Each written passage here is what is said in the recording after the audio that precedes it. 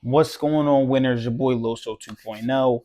And today we're reading. Oh, snap. I'm sorry. I almost knocked the camera. That's crazy. That's a way to start off, right? But it's Loso 2.0, the voice, aka the voice. Uh, and today we're reading again the nine-figure mindset, how to go from zero to 100 over $100 million in net worth by Brandon Dawson, forward by John C. Maxwell. Now, before we get started with this, I want you guys to click that subscribe button below and subscribe to the Winners Win channel and leave a comment below. Let me know how you feel about this video. All right. So we're going to be picking up from page 59, but the part that I left off on was basically this chapter is talking about some laws to leadership. The first law to leadership that they were talking about was the focusing on relationships, first of all, right? So that's the first one, to focus on relationships. The second thing they were talking about was the law of magnetism. You attract people who are like you to yourself. So if you're a leader that's a hustler, you're going to attract hustlers. If you want to complain and be desperate, you're going to have complainers and desperate people.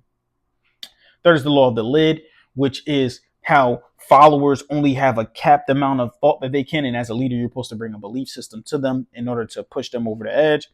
Next one's the law of addition, which is basically stating the exact words. The bottom line of leadership isn't how far we advance ourselves, but how far we advance others. So your value to bring others up is what you're graded as a leader. But now we're continuing on page 59. The interaction between every leader and follower is a relationship, and all relationships either add to or subtract from a person's life, Maxwell writes. If you're a leader, then trust me, you are having either positive or negative impact on the people you lead.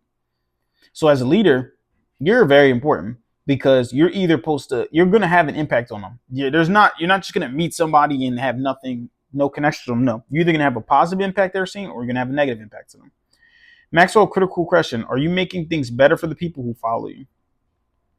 Even just that sentence right there, which is a paragraph too, makes sense to me. Because that's why I always ask my people that follow me, hey, listen, how can I help you guys connect this? Like, how can I help you guys grow with this? What can I do to help? I'm always asking that. Let's brainstorm together. I don't know all the answers. You don't know all the answers. Let's brainstorm together and see how we can do it together. Right. So that's tough right there. Had I made things better for the people who have followed me? I suppose some will say so, while others will say not. But that question wasn't entirely on the point, for the simple reason I had never thought about it as the province of leadership. Beyond giving merit raises and bonuses or promotions, I always thought of leadership as being in charge, building a great company, improving an organization's process and systems, and beating the competition. It hurts a little to admit now, but more often than not, I found my employees to be obstacles to accomplishments rather than allies. And the more I thought about it, the more it occurred to me that I had set up my business to undermine my best efforts. Don't look at your employees. Don't look at the people who follow you, your followers. Don't look at the people in your groups. Don't look at them as just a means to an end. Look at them as actual allies. Let's brainstorm together. Let's work together as a team. I help you, you help me. How can I help you achieve your goal? That's your point of a leadership. You're a thinker. You're the thinker. Not saying that they're not thinkers, but you're the ultimate thinker, strategist. But also, too, it's good to pull actual information from your leaders too, as well. Yeah, what do you think? What do you think is going to help with this? What do you think is not going to help with that? I think that's a great idea to do. Now the University of Hector. My visits to Hector's sales presentations at Primerica had impressed me so much that I wanted to see whether our mentoring relationship could include some in-depth one-on-one coaching. Hector had a beautiful house in Balboa Island, Newport Beach. I asked him if I could prepare a list of questions for him and videotape his answers. I mean, that's what mentors did, right? The person being mentored came with questions. The mentor answered them as best as he or she could. I had an absolute master of salesmanship and leadership offering his mentorship to me, so I wanted to absorb as much as I could, not just the moment, but also to use later. Some people prefer to take notes on paper. I learn better by hearing and seeing something to the videos made the most sense to me. I mean, I don't know what type of learner I am. I know in school they always try to do that test where you can be a kinesthetic learner, audio learner, visual learner, whatever. So my best bet for you, right, when you're trying to learn these type of things is what I do is I read it, visually get it. I'm listening to podcasts every single day. I'm also teaching it, which I'm doing right now. I'm also doing it by I'm applying this stuff too as well. Like and getting courses and however many ways you can learn. I always try to surround myself with that stuff in different ways, different leadership things, different sales books, different things like that, because that helps me actually like get it a little bit better, right? So I like to try to absorb the information in different ways, as much information as possible. Um, but continue. I scheduled 5 hours for us and set up the video camera facing him in his living room and just began throwing questions at him, one after the other. I decided the best approach was to be as granular as I possibly could.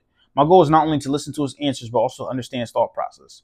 That was the real value in our sessions, and a lesson I could pass along to others. The goal in a mentoring relationship doesn't end with finding answers to your questions. The greatest gain comes from understanding how a master thinks and why he or she thinks that way.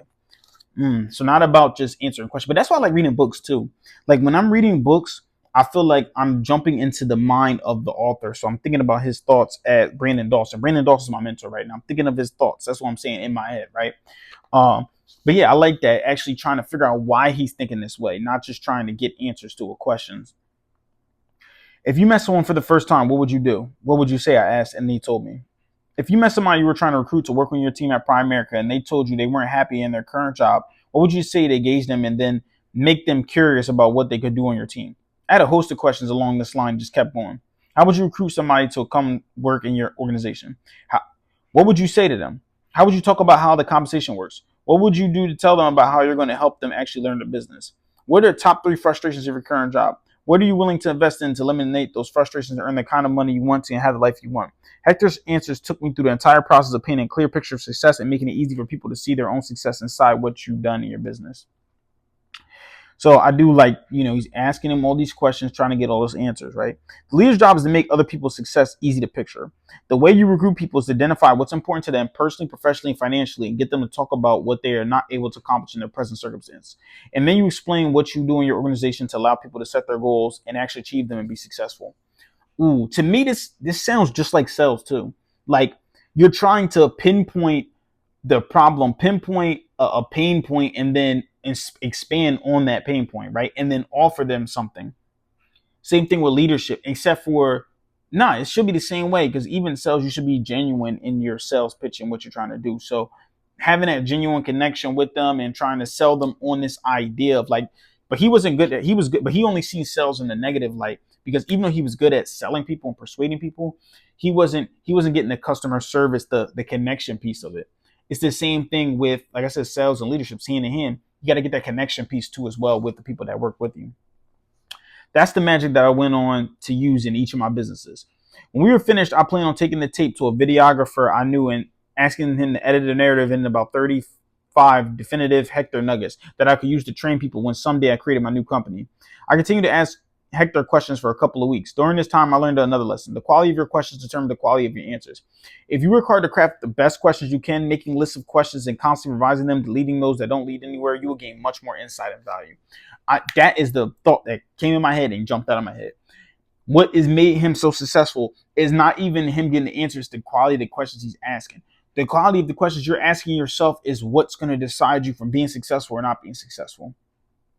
Do you have quality questions? Are you asking yourself the right questions? That's the most important thing. Are you asking yourself the right questions? Are you asking yourself like, how can I do this instead of like, why can't I do this? No. How can I do this? What am I lacking? What will get me there? What are the solutions? You got to ask yourself the right questions and then that will get you the right answers, which in turn will make you do the right actions, which will in turn decide who you are and then decide your destiny too. So asking those quality questions is important.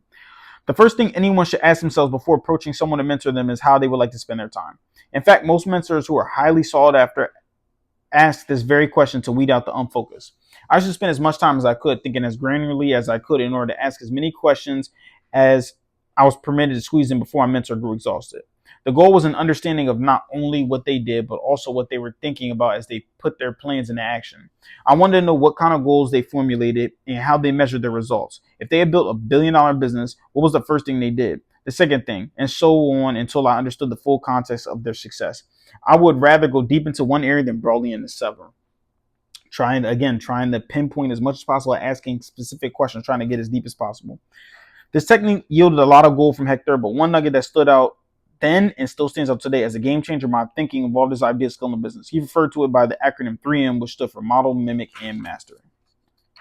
So I know, listen, it was ended up on a good part. If you want to listen to that part, you probably have to actually listen to my podcast on Spotify, Apple Podcasts, whatever. But yes, That was some good nuggets right there, man. Just asking the right questions. That's what this is episode's about. Just asking yourself the right questions. In leadership, asking the right questions. Questions lead to everything, but are you asking the right questions? That's really all I have for you guys today. I want you guys to keep killing the day. Winners win, losers lose. And you pray for success like that. 2.0 out.